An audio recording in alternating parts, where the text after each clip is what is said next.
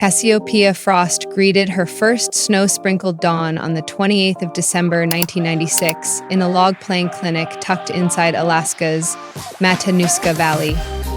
Outside, a bull moose shuffled through hoarfrost, and her mother, a bluegrass fiddler who kept dried fireweed petals in her rosin pouch, poured soft drones across the cradle. Her father, a sled trail map maker who penciled aurora sketches on scrap plywood, leaned so close their cheeks touched and promised his daughter that every blizzard bows to a spirit wide enough to welcome the wind.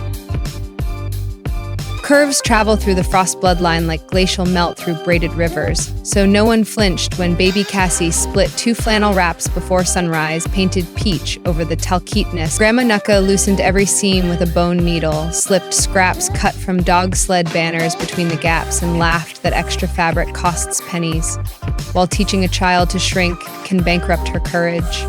Grade school smelled of cedar shavings and chalk dust. Cassie already stood a head taller and a shoulder wider than every classmate, eclipsing the projector beam whenever she diagrammed verbs.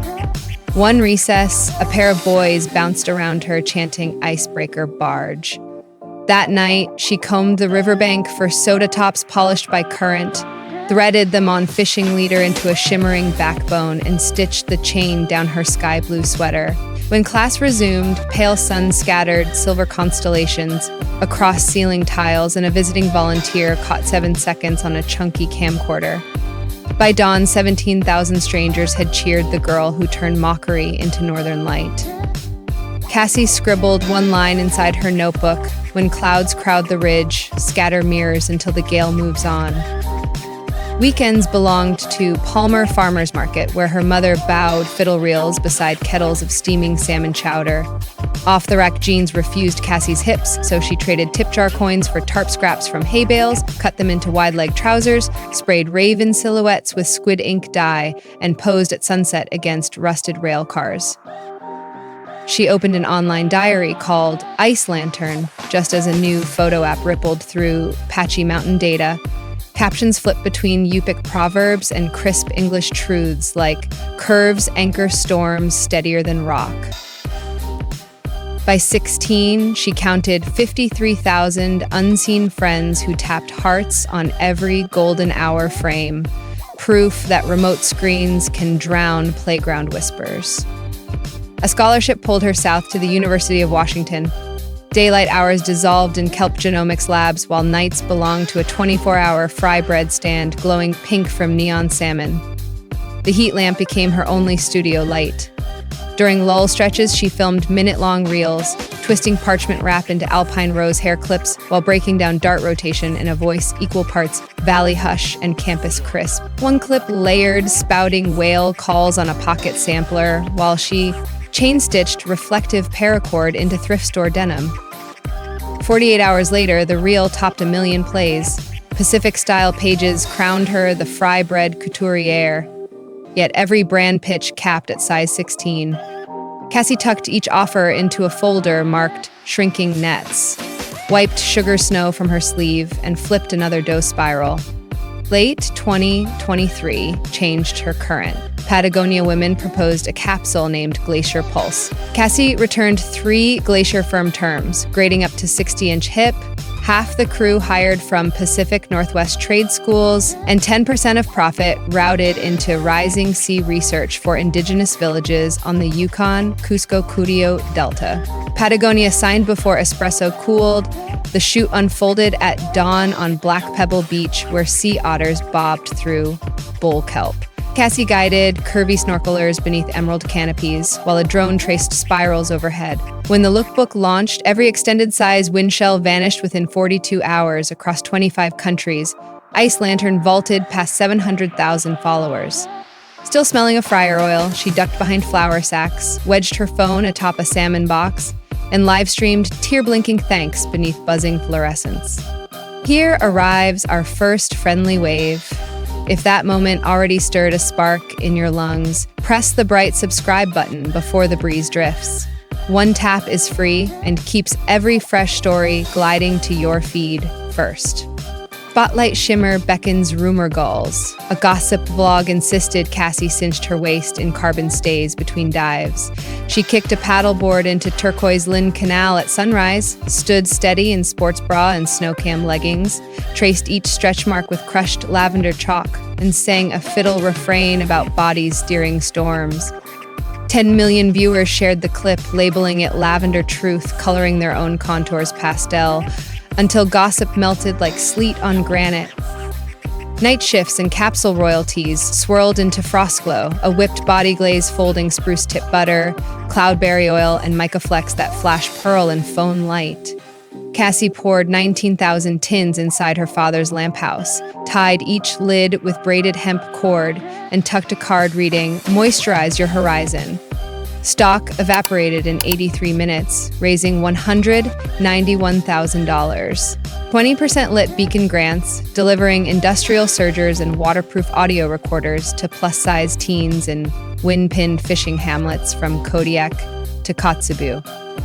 10 months later, 34 grantees premiered a floating fashion and sea sound showcase aboard a retired crab boat, netted in lead ice crystals. Streamed at dawn by local station K. Anchorage Fashion Week forged new lore when a stage fan ripped Cassie's jade mesh gown from rib to knee, 90 heartbeats before curtain.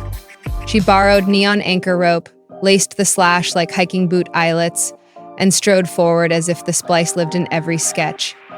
Camera shutters cracked like glacier ice. Vogue North called the rescue Rope Symphony, and another million lantern voyagers surfaced before after-party fiddles warmed. Then, a snipped-up email thread spread claims she demanded musk ox lasagna and chauffeured snowcats for her rescue sea otter, Pebble. Cassie posted the entire chain, showing she had asked for refillable water urns, rhubarb stew for crew, and captioned monitors for deaf stylists. That month's affiliate revenue, $136,000, funded biodegradable fishing line pilots in 3 Bering Sea ports. Fans echoed her shoreline creed, receipts glow brighter than rumor silt until whispers packed up and blew seaward.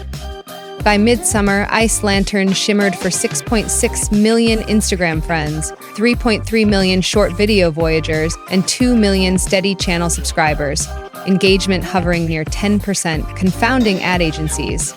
Cartier invited her to front Topaz Surge, filmed in the lens chamber of Hisetta Head Lighthouse. Cassie agreed once Cartier pledged therapy stipends for deckhands battered by winter storms. The finished ad, her wrist scattering amber shards across iron ribs, became Cartier's most saved clip of the quarter. Family keeps her compass pointed home. Twice a month she streams Strings and Steam, her mother bowing blues near a cast iron skillet, her father reading star map haikus while Cassie flips thrift store jackets beneath fairy bulbs. One broadcast soared past 9 million views when Pebble scrambled across a mound of powdered sugar and sneezed a white cloud onto the pickup mic. A marine mammal rescue now sponsors each stream, tagging rehabilitated otters with solar trackers funded by Frostglow. Glow revenue swelled beyond $12 million before its second birthday. Cassie leased a shuttered sardine cannery, carved skylights into tin roof sheets, and hired furloughed deckhands plus garment grads to whip and jar. Every tin still bears a hemp knot, tied during midday stretch dances to fiddle bass remixes. Packagers pitched shrink-wrap seals, but she repeated her mother's stage vow. Fingertips carry legends long after machines forget, so the knots remain. She threads mental wellness candor through every post, pairing cliff-edge portraits with chowder van selfies, captioned, "Same swell, different weather." She drops breathing tracks recorded inside basalt grottos, printable reframing sheets in English and Tlingit, and half-price therapy links. 103,000 users have enrolled, many calling her Shoreline Honesty their first safe harbor. Community rides glow beneath crushed shell paint. Hundreds cycle dusk trails wearing frost glow on collarbones and LED herring scales on spokes. Ticket profit deepens, beacon grants and funds wheelchair snorkel ramps at rocky coves. Dock cafes stay open late on ride nights because chowder sales jump 15%. Cassie pedals lead on a cruiser with Pebble plush tucked in a basket, pausing whenever a shoelace drags. A memoir titled Currents Keep Names rounds final edits for release next winter in 11 languages. A streaming platform follows her dream of converting decommissioned weather buoys into drifting maker huts for coastal high schools. Puma's wide tee wave lantern sneakers, woven with reflective rope laces and cushioned by seafoam algae, launched next quarter, channeling 10% of profit into Beacon scholarship. This is your second whisper from the tide. If you have followed the spray this far without pressing subscribe, touch the icon now. Anchor with us so every new swell greets you before the shoreline crowd wakes. Before you drift on, open the description just below. Fresh Frost Glow restocks Shimmer there, alongside the Quick Lane form for the next Beacon grant cycle, tonight's Strings and Steam playlist, and one quietly powerful compass. A research-grounded guide of conversation anchors and confidence rituals ready to spark genuine connection and let the woman who catches your heart see dawn fire shining in your smile. The ocean of affection is wide, yet this map never strays. Tap like if the soda top spine rope symphony rescue or pebbles sugar dust sneeze lit your night. Then share the moment that splashed brightest in the comments and pass this voyage to a friend whose sails sag for lack of wind. Every curve bends currents, every scar refracts moonlight, and the Pacific bows to souls bold enough to stand widespread on the cliff edge and welcome tomorrow without flinching. Our third and softest call drifts on the hush of receding surf. Press subscribe now, claim your berth at the bow, and meet me when the next tide rises, glassy, and a fresh story lines the horizon with light.